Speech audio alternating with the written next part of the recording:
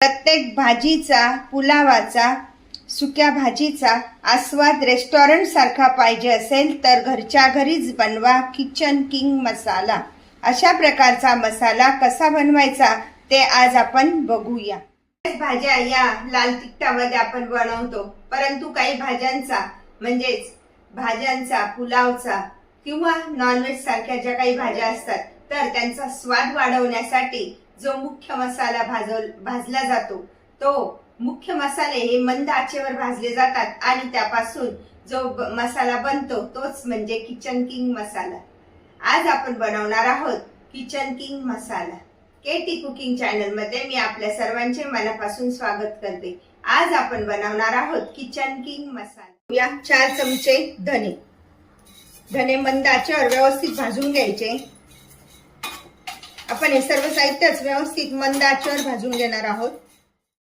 अशा प्रकारे हे धने असे भाजले गेले छान काढून घेऊया। एका परातीमध्ये सगळं साहित्य काढून घ्यायचे व्यवस्थित। 2 चमचे जिरे, चमचा बडीशेप, बडीशेप आणि जिरे पण भाजले गेले। कलर बदलल्यानंतर लगेचच आपण काढून घेऊया।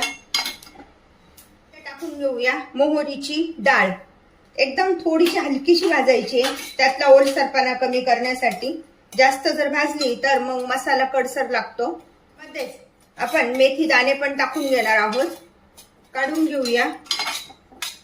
7 तमालपत्र थोडे बारीक तुकडे करून घ्यायचे म्हणजे व्यवस्थित भाजले जातात।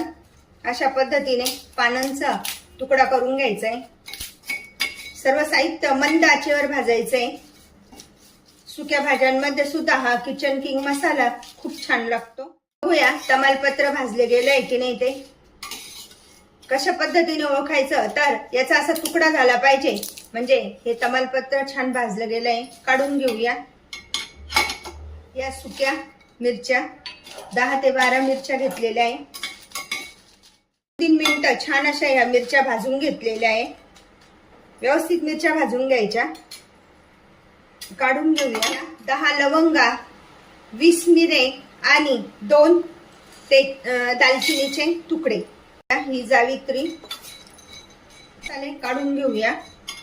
6 वेलदोडे आणि 2 मोठी विलायची व्यवस्थित भाजली गेली आहे। तिची वरची सालं सुद्धा निघून गेली आहे बघा।